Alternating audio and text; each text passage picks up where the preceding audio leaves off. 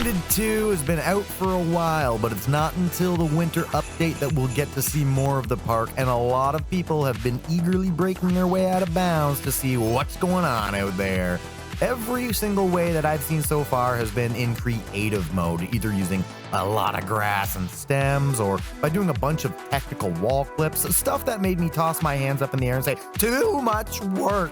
I'm here today to show you by far the easiest way, not only to get out of bounds, but how to do it in regular mode with the least amount of screwing around. Because if we're going to go through all of the trouble of getting out here, I want it to count in my real playthrough, especially because I'll show you how to get in and out of the tunnels where you can find black ants. And although you can't analyze their parts yet, you can stock up on them in the meantime. Remember, this assumably won't work for too long. If a developer catches wind of this trick, then they'll for sure patch it up.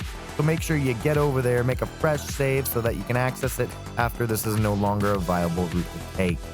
There are some really fun things to find out here already. You can actually see the original Grounded 1 house and the gas station. Not only that, but there's a mega milk molar. There's locations to discover. I won't go over it all, of course, in this video. That's the fun that you'll get to have for yourself when you get there.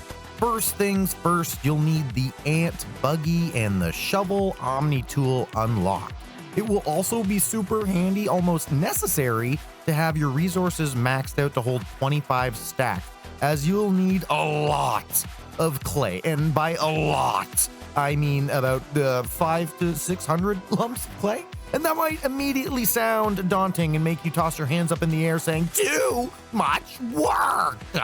But as I mentioned, the next cheapest alternative is grass and stems. And that means tons of trips in and out of clipping through a wall when you can just basically do it once or thrice at most. The amount of clay on this map is crazy abundant. And I mean, you can get the entire 600 lumps of clay basically in one run through. Use your resource finder to target the lumps of clay. Start in one area of the map and just work your way all the way around it. It should only take you about an hour and a half at most, as long as you're not getting distracted by other things. Again, that sounds like a lot of work already, but it's really not in the grand scheme of things. This is the most grinding you'll do for this boundary break trick. Remember, you can get tons of clay from the big giant lumps, so target those ones as soon as you see them. Next, you'll need some materials to make this super uggo chair here. You can actually use any chair you want, it's just this one's pretty cheap. As well as the materials to make 2 or 3 ants nests. You might also want to have an Everchar torch, or make multiple torches, or a wall or floor lamp. Personally, I made a few floor lamps, but the Everchar torch kept lit for so long, I probably didn't even need to. That being said, it is very dark in a few spots where we're headed, so you might want some light. Remember, you can utilize your ants inventory, as space might get a little bit tight here with 600 pieces of clay and all those materials to make other things. You actually only need roughly 200 pieces of clay to get over to the other side of the map. But if you want to get to other places on the other side of the map, you'll definitely need more than the 200. I actually ended up using all 600 pieces when I went fully exploring. You're also going to want to bring a bunch of mushrooms or food with you, because there's no food over there. There's lots of water. There's just floating water in the air. There's no grass, but you can get lots of water. You just cannot find food. So you need to bring a bunch of food. The least amount of screwing around, I swear it. Next, we're gonna head over to this part of the map, and specifically to this corner where there's a little ranger station exit near the very edge of the playable map. In this location, you're gonna wanna build the ant's nest, and then you're gonna wanna clip it so that the ant spawns inside the wall here. It really helps if you don't jam the nest in there. Just have it sitting ever so slightly too close like this, so that when you pop the ant out, you can see his back legs or the little back part of his butt there, and you can still access the ride prompt. But don't actually ride the ant yet. You're gonna wanna load the ant. Turn around, chop down 12 pieces of grass, and load the ant with 12 pieces of grass. But then you're gonna nest the ant. When you nest the ant, he'll drop those 12 pieces of grass inside the wall. Unnest your ant, grab another 12 pieces of grass, load the ant back up with 12 pieces of grass. Now you have 24 pieces of grass in there. And then you're going to want to ride the ant. And boom, you are inside the wall with your ant. So once you've made it to this point, make sure that you got yourself nestled up in this little crevice here so that your head's touching the ceiling. And then get off your ant. You'll actually clip up onto the surface of the rock above you, but still within the walls. And if you look down at your feet, you should be able to see your ant prompt there. You'd be able to ride it again. You can take stuff from the inventory. You can take the planks off if you need, but I don't even think you need to take the planks off. I think if the ant has the materials on its back and it's in your area, you should just actually be able to build. And to clip back out of this wall is super easy. If you've forgotten something or made a mistake, you can just jump onto the tube and then you can just jump straight out, clipping right easily through this wall here. It doesn't fight you at all. It just pops you back right into the map. So don't fret if you've made a mistake. So now that we're up here, jump over to the ranger tube and head down around this wall here. And you can see there's a big platform on the other side. Jump onto that platform and here you can see completely under the map. This is the structure we're going to be building. It's really simple. It is 3 quarter clay foundations, 2 out and 1 down, and then 4 grass floors. But it might not let you place down that clay here. You see my clay is not attached to anything, and I think that's because it's clipping into the rock there. But once I built mine, it actually let me relocate the grass floors that I used to build over here. So what you're going to want to do is you're going to want to build off of the wall behind you. If you step back like this and slowly move, it allows you to place down a grass floor or clay block. You could probably use clay blocks the entire way if you really wanted to, but try to get it so that it's as flush to the ground, or better yet, slightly clipping into the ground, and then build all the way out to the edge. And then put your clay foundations against the grass, just like you see here, and build 2 out, 1 down, and then you're going to want to place these grass floors. And again, you can maybe even turn around and pick up the ones that you used to build over here if you use them, and you might be able to just relocate them underneath that block. Just make sure that it's actually underneath that block, because sometimes it likes to pop up like right beside it. Make sure it's like super under as far as you can go. Be careful doing this build too, because you can actually fall into the void here. There is a little bit of an invisible wall that tries to prevent you from falling slightly. So you can just casually like walk into it and it won't really let you down. You have to kind of really try to get down there, but it can absolutely happen. You can fall through this wall. You can even get stuck like between the wall and like falling. You'll be stuck in the fall animation. You won't go anywhere, but you'll be like perpetually stuck there. So just be careful. Don't get too close to the edge. Don't fight with that wall until you're absolutely ready to do it. And make sure you are saving a lot, okay? Save after every critical move.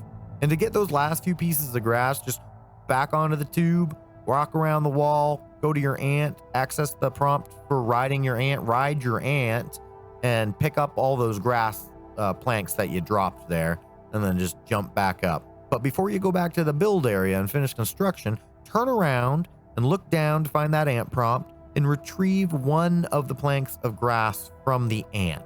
Only if you've got that chair. And once you're ready to go, we're going to need to get through that invisible wall that we were just talking about. Align yourself with the platform and run at the wall. And right before you hit it, or just as you hit it, dodge forward, and it should spit you right out onto the other side. Just be careful, because sometimes it can launch you forwards a little bit. That's why it's nice to have the 4 grass pieces instead of just the 1. It's just a little bit unpredictable sometimes. Fun fact, I did fall off several times doing this. If you pull out your infinite dandelion tuft, you can float all the way down to this foggy floor, and you can run around all over the place. But if you go too far, you'll fall off again even deeper into the abyss, and the game will just freeze. But you can do it, and if that's something you want to do. Just make sure when you fall for like a good 5 seconds before you pull out your dandelion tuft. That way you don't have to wait for an eternity while you float down there. Now that you're on your newly constructed platform, you'll notice that there is no way back once you go through until you make it to that ranger station over yonder. But since you got all that clay with you, it's going to be a cakewalk. From here on out, it is smooth sailing. You ever play Minecraft? You're about to. The next step is just to place down the quarter clay foundations all the way in the shortest looking path that you can see all the way over to the ranger station.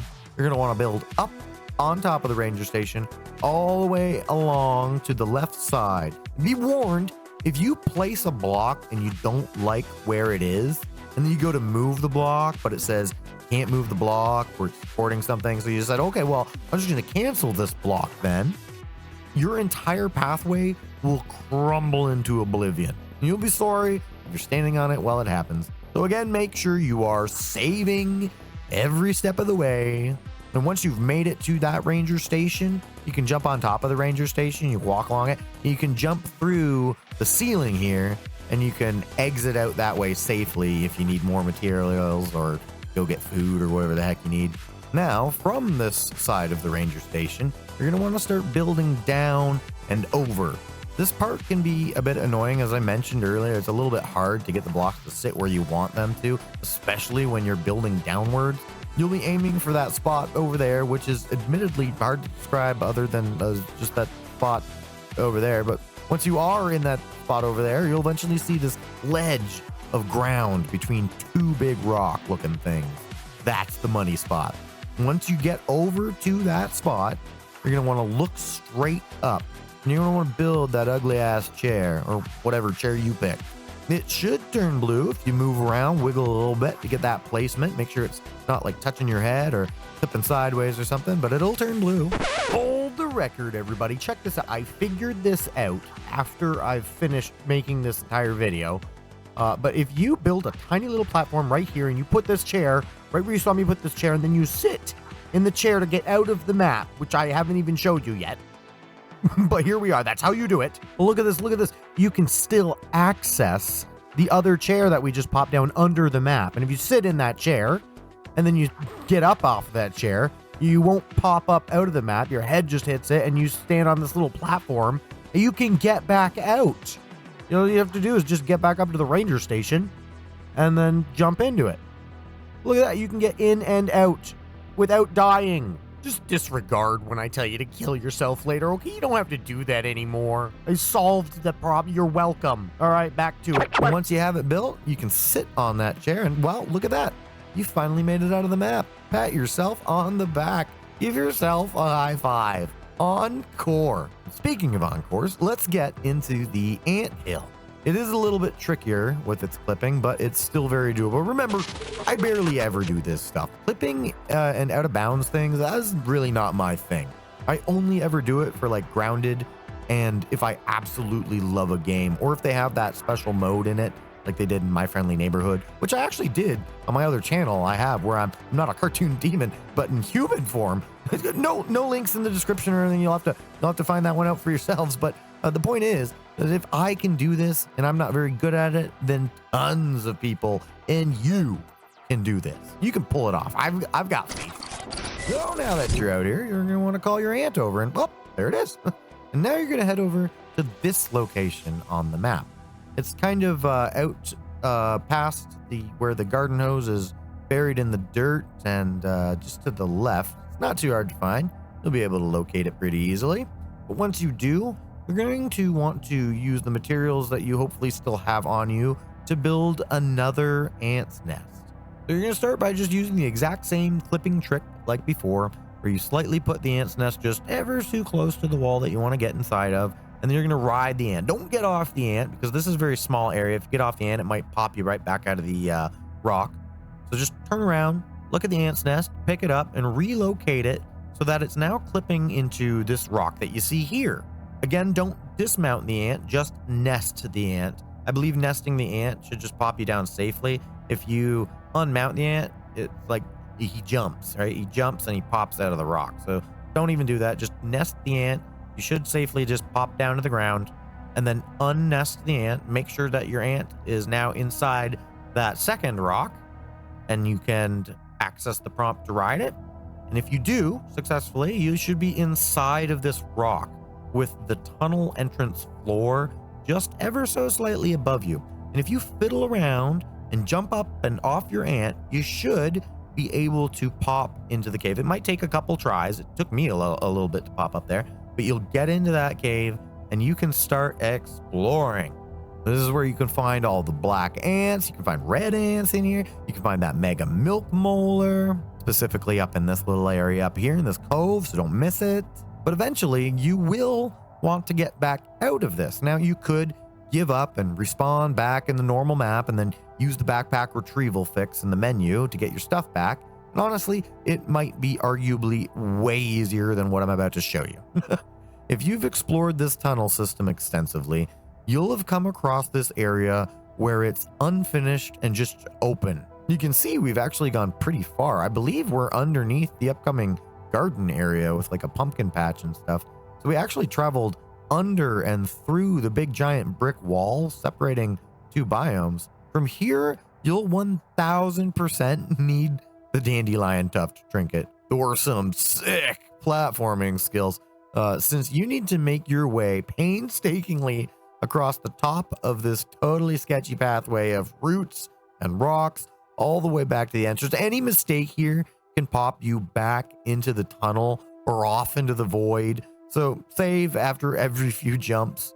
Now I will show you the exact path I took, but as you can see, it is very fiddly. Sometimes it shakes you around. Sometimes your feet get stuck in the roots and the rocks, and sometimes your character does not even want to land on them. He'll be stuck in the perpetual fall animation, and it's just really fiddly. But if you take this path that I am taking right here and you pay real darn good attention, you should be able to make it back. And you just want to make sure that you're jumping on the biggest rocks, and I would try to avoid the roots if possible, but if you have to take a route, you can seemingly stand on most of them. The thing to keep in mind, if you don't have to follow the exact path that I'm taking. Just make sure you are saving basically after like every 3 jumps or something like that. It only takes a second to save, but you can see how far we have to go. Luckily, in a few seconds, we're not going to be running up on top of these roots and rocks. We're actually going to be headed around the side. See how there's those little square platforms around the edges? We're going to be utilizing those here in a minute. And just remember to take your time, because I'm going this fast because I've done it like a billion times to figure it out. But just go slow. Take your time. Have fun with it. And to be honest, this is the easiest part of this route. It's right at the very end where it gets super hard. So this is where you're going to want to use the edges here. Just make sure you look where you're jumping before you jump, okay? And you can get up on top of these, and you can jump up over here. And there's going to be parts of the map where it looks like you can't go. Like I think right here, it looks like there's nowhere to go. That's why you got to jump up there. You can see the corner. Make sure you look where you're jumping. Utilize that Dandelion Tuft. Now we're going for that ledge up there.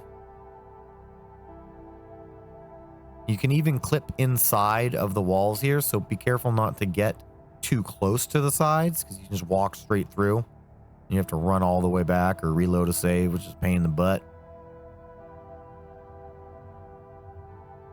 Here. Again, make sure you save.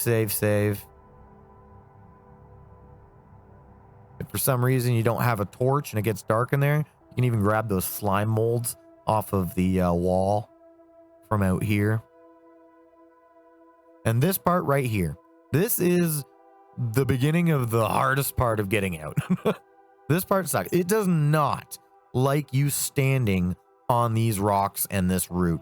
It shoots you off. It is a pain in the butt.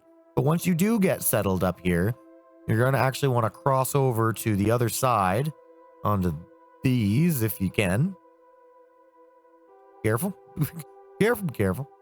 You're going to want to try to jump up on top. A lot of this invisible stuff you can actually walk on, but I keep jumping just in case. There are parts that you can step on. There are parts that you can't step on. I almost lost it there. Gosh, I can see the comments now. You said this was going to be easy. No, getting into the map and getting back out of the map, that part's easy. The anthill's hard. I just didn't mention that in the title because it would be long-winded and maybe people wouldn't watch it. Also, did you see I went the wrong way there? This is the way you're supposed to go. I'm sorry. I'm trying my best, okay? I don't see anybody else verbally telling you guys how to do this. I see everybody else that makes these tutorial videos they expect you to read. Isn't that egregious? All right, if you drop a save right here, this is actually a little bit of an easier path. This is all pretty easy to stand on. You can slide off a little bit, but as long as you're going slow, being careful, you should be all right. Most of this stuff you can just stand right on top of easily. These jumps are easy to make. This route's easy to stand on pretty well. And right around this area, see, like I just did, you're going to want to be very careful because you bump your head off of the ground there. But once you've made your way to this area, and you're on this, you look up, make sure that ground's not too close. You should be able to call your ant over. Oh, there he is. All right. It might not place the ant there. You might have to fiddle with it to get the ant placed there. And now that I think about it, you know what would be crazy? If you actually put down another ant's nest, basically right above this area where we are, you could probably just unnest the ant right above your head from this area. But if your ant does seem to spawn in a location where you can get right up to it, you should be able to access the prompt to ride the ant and then get back out of here. Just a matter of actually getting on top of the area. I won't lie, this is pretty complex and complicated, and I've made a bunch of cuts. So you getting over to this part and your ant even ending up in that spot is very just RNG. But if I can do it, then there's a possibility that you can do it too. We should be able to ride the ant, and we should be able to just pop ourselves back out of the map easy, and we're out. And we got all of the black ant parts. You can even see the nest. You can move the nest back out if you want to get back in, and we can go explore the rest of our map with the bounty of black ant parts that you've got. Now, I have not figured my way back into the map. As I said, I know there is a way. There's gotta be. There's a couple locations that I've seen that look really promising. I just haven't figured them out yet. So you can fiddle around with that on your own time if you want to find a way back out. The easiest way is once you're done exploring, once you've had your fun, once you've farmed up those black ants, just die. Just kill yourself and then respawn back in the regular map.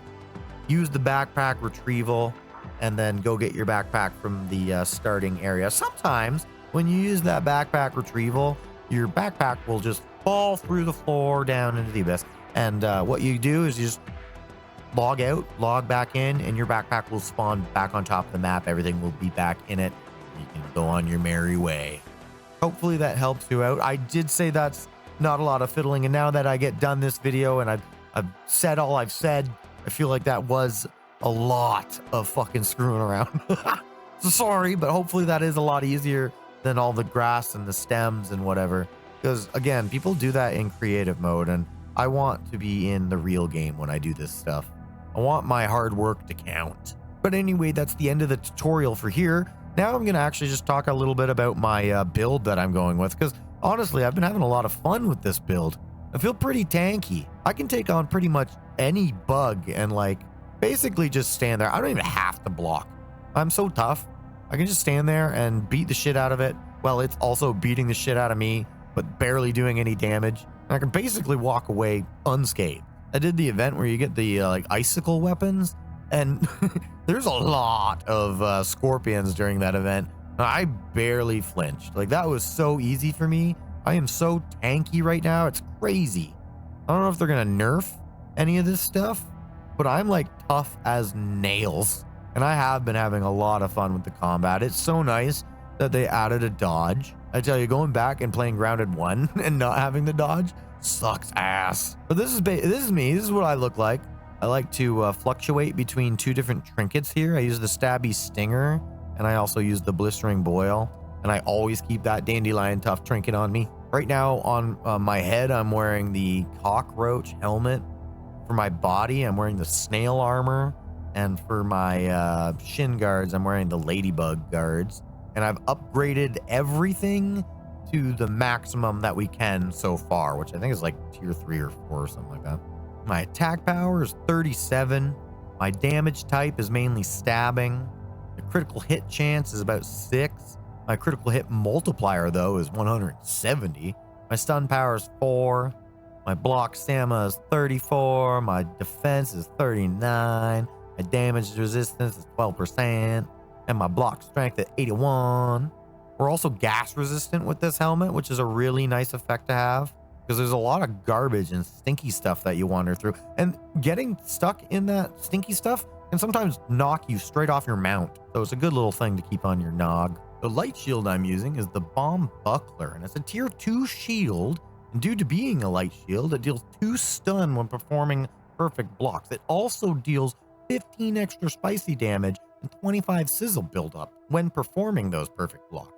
All 3 of the armor pieces we have on are actually fighter armor sets. So we get melee attacks generate more threat. We get a bit of block stun from the snail armor as well. And we get life steal from this mosquito needle. You remember that I used the mosquito needle like religiously in Grounded 1. So it's nice to see it return, and it's nice to see how overpowered it is here. There are times where like I will take a little chunk out of my health and I'll look up and I'll have to block and attack and try to find a good place to heal myself. But then when I look back down at my health, I'm full health again because of the life steal. Again, I bounce between the blistering boil and the stabby stinger, but after you land a 3-hit combo, if you're using the blistering boil, it'll send out a sizzling blast wave. And if you're using the stabby stinger, you'll do a little bit of venom damage. I'm pretty sure the sizzling one hits a bit harder just because there's so many things that are susceptible to sizzling damage. I just like to carry both. I'm a Scorpio, so I feel like I have to use the scorpion things. Except for the scorpion armor, which to be honest, I was pretty disappointed with the look of the scorpion. I'm pretty disappointed with the look of most of the armor in Grounded. It does not cover enough. I really hope we get the armor set from the antagonist of this first section there. Her armor set was cool as hell. Give me that. I want that armor set. That armor set's too cool. My armor set look a little goofy. One of the nice little perks that we get from the Ladybug Shin Guards is that blocked attacks drain less stamina. And for my mutations, I'm using the Swords Master, which means my attacking creatures with a sword temporarily removes my stamina timer. We're also using the Blade Master. Sword attacks lower damage inflicted by enemies for a short duration. And Parry Master, with perfect blocks restoring stamina. And I know I said before that I can just basically stand there and stab at things without blocking, but I do like blocking. I do it. I'm just saying I can, if I wanted to, just stand there and tank it if I needed to. But obviously in this build, doing the blocking helps out quite a lot. There's a lot you can get out of it. Not only can you do damage, but you can get your stamina back. There's a lot that you can play around with the builds in this game. I think they're doing some really fun things. I'm looking forward to where this is going. The next thing I'm going to show off real quickly is my house, guys, where I live. Now, I built really close to the border. I wish I hadn't actually built on this rock. The more I think about it, I wish I built on the flat ground over there. But check this out. My front yard has like this Stonehenge thing, which I've been to in real life, by the way. It's cool as heck. It reminds me of the times when I used to travel the world and see the sights to be seen. I've really only been to England like twice. Once I did like a trip all around England. We went to Wales and all the places around it, and went to Paris and stuff. And I've been to Orlando, Florida, and that's about it. Oh, and I went to Cuba. I went to Cuba as well. And those are the places that I've seen. But anyway, as you can see, my house is ugly as hell. It's the interior that matters. Listen, I'm not building a house for you, okay? I'm building a house for me. This is for me. But this is where I keep just random shit. This is my garage, okay? My garage doesn't have to look nice. It's just a garage. Starting here is the real cool stuff, okay? This is my deck. This is my little Weevil area. I'm gonna move that flag once I'm done. This is my Weevil stuff. Over there's my fighting stuff. And then check this out. This is my archway. Gosh, I spent a long time looking at this archway. And honestly, okay, I think the walls are backwards. I'm pretty sure they're supposed to be, but I prefer it this way. And I've seen other people also do that. I feel completely comfortable doing this. Let me know what you think down in the comments about how it's supposed to be. But this is my humble abode. I think it's got some real charm to it, utility. Everything's nicely cramped into a little space. makes you feel like it's lived in, right? It's crazy because I thought that this was going to be spacious enough, and when we get building the bigger stuffed bugs, there's no space. I still need a bigger house. I got a little cramped kitchen. I like my little cramped kitchen, okay? I like how it's small and tight. I like that. Look at all the fireplaces I've got. I make food for days. When we go up this ladder, we can see all my little mannequins. They're hanging out with the ladybugs. I think our position is really good, so you can like see the big ladybug and then the ladybug head down there. This is my bedroom. This is my bed. Just gonna show you everything real quick. That's all it is. Just a real quick little tour. This is my hatchery. This is where the little baby bugs can come out into life, and they can get instantly scared to death by the praying mantis and the giant spider and a big old mosquito. You start them off with a scare, see if they're even ready to live yet, then die of a heart attack right then and there. They weren't worth it. Survival of the fittest in the little tiny bug world. And then this is the top floor. This is where I'm going to put all the big ones because, again, it's hard to fit them all. Isn't that a view? Isn't that a nice view? Heck, that's one heck of a heckin' view. Anyway, I did say, as I said, I built it way too close to the borderline here. So I can't even build any further than here without hitting that wall. So I'm going to have to wait until this area is actually unlocked to finish the house. So that was a big oopsie on my part. But basically, that's the house in a nutshell. It's a work in progress. It's a little cozy looking place. It's just for me. And if you hate it, that's fine. But I'm glad I showed you anyway. And if you stuck around to actually watch it, then holy moly, high five to you. I'll send you $1 in the mail one day. I instantly regret saying that in case like 1,000 people watch that and I have to send $1,000 in the mail one day. I retract that statement. I'll send you a theoretical $1 in your mind right now. You already have it. It's in your pocket now. You're welcome. You're one theoretical $1 richer and my ass is safe. The last thing I want to show you here is just a really cool build location. So it's actually just right behind the Billy Hog cart, right where you're going to see this mega milk mold. You're going to want to head to that exact spot and be careful over here because there's spider and there's also a big old scorpion. And they love to hang out here and absolutely fuck your shit up, as they are doing to me in my buggy right now. But once you've taken care of them, or if you've avoided them completely, jump onto these pliers here and head up to the ledge. I believe that's where the mega milk molar is too. I think it's up here. You might want to take some grass with you as well. You're going to need some grass. You're not might take you. You're going to want to grab some grass. You're going to build a little staircase like this to get onto these leaves. And these jumps, honestly, they're a pain in the butt to make. But if you get up onto these leaves in the proper way and then jump over, you can actually land and walk on top of this. And if you stand on this middle leaf right here and then jump onto this wooden platform, you can get up onto this space up here. And this area would be such a cool place to build. You definitely want to be in creative mode for this one, or using clay bricks. That way you don't have to carry grass and shit up here. But this area is super cool and it's flat.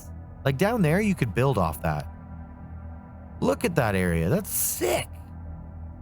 You just build a giant staircase going up. You can even get all the way through here. You can walk right through this bar. You can get trapped down in that hole. I've done it. Don't do that. It's scary. You can even get down out there. The invisible wall is still there, so you can't go too far over there. But this whole area, this is a giant root beer box. Hold on one second. Look at this. Isn't that cool? Could you imagine having a little base that's connected to that root beer box back here? You know, this place would be awesome. Let me know what you think if this place would be awesome. But there you go. I'm going to Hulk junk my way all the way back to my base. I've got some ant parts I need to put away next to all my spider parts and my crazy abundance of scorpion parts. Now, if you watch my channel, I know what you might be thinking. Hey, wait a second. Why? You haven't even finished Grounded 1 yet. What are you doing in Grounded 2? Already? Why have you beaten the story so far and gotten yourself all decked out, showing everything off and making a tutorial video, and you haven't even taken us along for the ride? What's up with that? Well, good news, folks. I got all the mantis stuff built, the head, the fountain, the chandelier, and the stuffed creature. And of course, I built the Scythe of Blossoms, and we upgraded it to the full amount we could upgrade it, where it deals yoked blows and critical hit chances. I definitely love the look of this armor set, more than the one I'm wearing currently in Grounded 2. But that's where we're at, Grounded 1. That's the plan going forward. We are going to finish it. It will be very soon, probably just 2 videos of it left. And then after we're done Grounded 1, we will start a playthrough of Grounded 2 fresh. It's better for me to know what I'm doing so that you don't have to watch me crash out and struggle to try to figure out everything on my first playthrough. It's not like that for all games, but I feel like survival games, a lot of the times, need me to do a little bit of like research into it before I jump in and start like wasting everybody's time with the most boring, stupid content you've ever seen. It's just not fun to watch. And I literally started this YouTube channel to watch myself like a narcissist. I'm so self-absorbed. I literally started this channel so I could fall asleep to myself. I was like, nobody's playing the games that I want to watch, or if they are, they're not playing them the way that I want to see them played. So I'm going to do this, and I'm going to watch myself to fall asleep. Watch myself playing horror games. That was my main jam. Playing horror games, watch myself like some crazy self-absorbed asshole.